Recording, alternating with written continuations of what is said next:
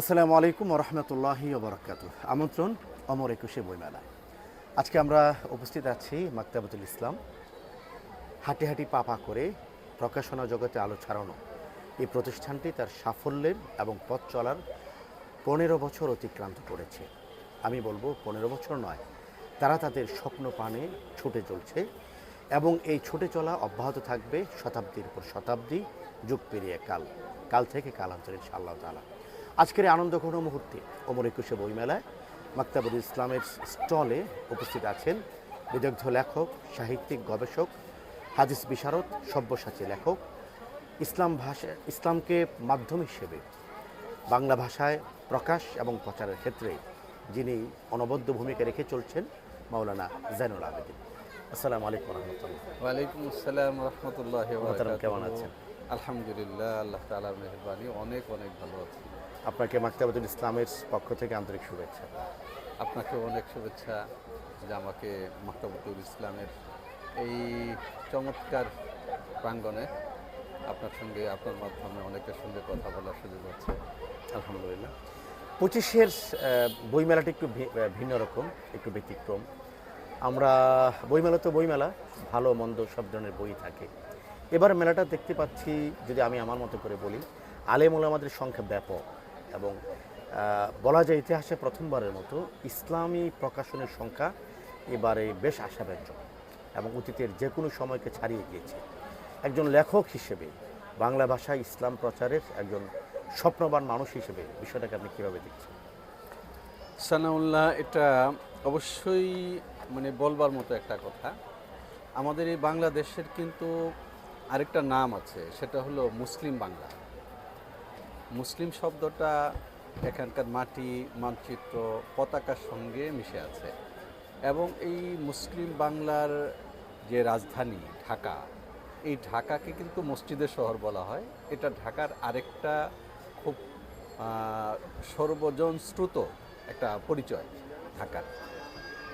এবং সেই সঙ্গে আরেকটা কথা আছে, সেটা হলো কবি আল মাহমুদ পশ্চিমবঙ্গে দাঁড়িয়ে বলেছিলেন যে ঢাকা এটা শুধুমাত্র বাংলাদেশের রাজধানী না, বাংলা ভাষারও রাজধানী।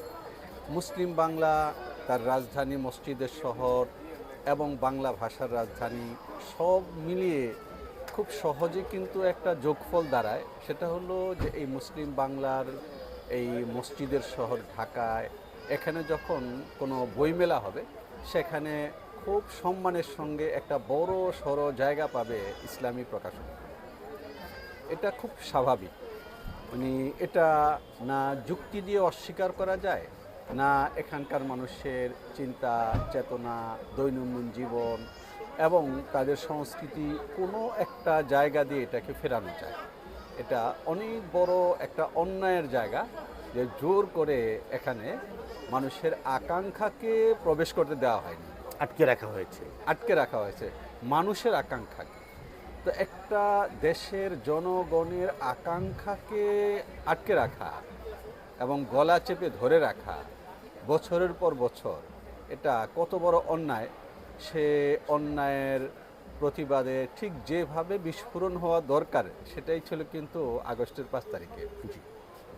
এবং এদেশের মানুষ যেটা দেখেছে যে এই মুসলিম বাংলা এবং তার রাজধানী মসজিদের শহর এবং এখানকার মানুষের সংস্কৃতির যে মাটির সঙ্গে মিশে আছে আজান, সেই জায়গাটাতে বিপ্লবটা যে চরিত্রটা নিয়ে দাঁড়াবার কথা, সেই চরিত্রটা নিয়েই কিন্তু দাঁড়িয়েছিল। আমরা অত্যন্ত তৃপ্ত, সেই বিপ্লবের প্রতিফলন, প্রতিচ্ছবি আমরা এবারের মেলায় দেখতে পাচ্ছি। আলহামদুলিল্লাহ, আমরা আনন্দিত। আলহামদুলিল্লাহ। মাকতাবাতুল ইসলাম ইতিমধ্যে তার প্রকাশনার 15 বছর অতিক্রান্ত করেছে। আমি বলতে চাই যে সফলতার 15টি বছর তারা ইতিমধ্যে উদযাপন করছে। আপনি লেখক, হাদিস বিশারদ, চিন্তক, ইসলামকে নিয়ে লেখালেখি করেন এবং সম্প্রতি আপনি প্রকাশকও। আমাদের ইসলামী অঙ্গনের প্রকাশনার বিষয়ে আপনার আশাবাদটা কি? আমি অনেক বেশি আশাবাদী। দেখুন, এখন থেকে 30 বছর আগে যখন আমাদের বইপত্র প্রকাশিত হতে শুরু করে বাংলা বাজার থেকে, যেটাকে আমাদের বই প্রকাশের সূতিকাগার বলা হয়, সেখান থেকে, তো সেখানে কিন্তু মুফতি ওবায়দুল্লাহ সাহেব প্রথম আমাদের মধ্যে আলেম হিসাবে, সর্বজন মানিত ব্যক্তি হিসাবে প্রকাশনায় আসেন। তার হাত ধরে ওবায়দুর রহমান খান নদভী এসেছিলেন, হাবিবুর রহমান খান এসছেন, আরিফ বিল্লাহ এসছেন। তো অল্প কয়েকটা প্রকাশনী, যদি এদেশের মানুষের বিপুল চাহিদা এবং প্রয়োজন না থাকতো, তাহলে সেই 5-10টা প্রকাশনী এখন ফুলে ফুলে এবং ফুলে ফলে সুশোভিত হয়ে, আমি এখন ঠিক জানি না যে জরিপ করা সহজ কিনা। আজকে আপনি জরিপ করবেন যে বাংলাদেশে কয়টা ইসলামী প্রকাশনী আছে, এটা আপনি আজকে রাত্রে প্রকাশ করতে পারবেন, কিন্তু এই ফলাফলটা কাল সকালে নাও টিকতে পারে। বেড়ে যাবে এটা। হ্যাঁ, সেটা কেন? মানুষের চাহিদা। তো এই যে মানুষের চাহিদা, এই মানুষের চাহিদা, এটাকে লালন করা, এটা মানে যারা গণতন্ত্রের ব্যবসা করে খায় তাদের জায়গা থেকেও কিন্তু মূল টার্গেটের জায়গা এটা, মানুষের চাহিদাকে মূল্য দেওয়া। তাই মনে করি যে মানুষের ব্যাপক চাহিদা আছে। এই যে আমরা এখন এখানে মাকতাবাতুল ইসলামের যে স্টলে বসে আছি, তার যে সৌন্দর্য, তার যে নান্দনিকতা, তার যে মেকআপ, হ্যাঁ নান্দনিকতা এবং শিল্পের যে স্ফুরণ আমরা দেখতে পাচ্ছি, যে হ্যাঁ বাবুই পাখির বাসার নিচে যে আমরা বসে আছি। তো ইসলাম যে শিল্পকে শুধুমাত্র এমন না যে সমর্থন করে, বরং শিল্পকে লালন করে, সৌন্দর্যকে লালন করে। তো এই জায়গাটা কিন্তু একটা সময় প্রকাশিত হওয়ার কোনো মাধ্যম ছিল না। যখন প্রকাশক অনেক হয়েছে, তো মানুষের মনের আকুতিগুলো যখন প্রকাশিত হতে শুরু করেছে, এই জায়গাটায় এসে প্রতিযোগিতা তৈরি হয়েছে। এই প্রতিযোগিতার ভেতর দিয়ে আমাদের শিল্প সাহিত্য প্রতিদিনই একটু একটু করে উন্মোচিত হচ্ছে এবং ইসলামের সৌন্দর্য উন্মোচিত হচ্ছে। আমি মনে করি এই উন্মোচন হওয়াটা যদি আমাদের পাঠকরা ব্যাপকভাবে গ্রহণ না করতেন, তাহলে কিন্তু এখানে আমাদের তো কি গালেব তারা এত চমৎকার স্টল করবার সাহস করতেন না, মনে করতেন এটা অনর্থক একটা ইনভেস্ট। জাযাকাল্লাহ খাইর, আপনি চমৎকার করে আপনার অনুভূতি ব্যক্ত করেছেন। একেবারে শেষ প্রশ্ন, আপনার অনেকগুলি বই মাকতাবাতুল ইসলাম প্রকাশ করেছে এবং সবগুলি বই পাঠকপ্রিয়তায় অনন্য। ইসলামকে বিষয় হিসেবে ধারণ করে যারা লেখালেখি করছেন, এর মধ্যে মাওলানা জাইনুল আবেদিন একজন প্রবাদতুল্য মানুষ বলে আমি মনে করি।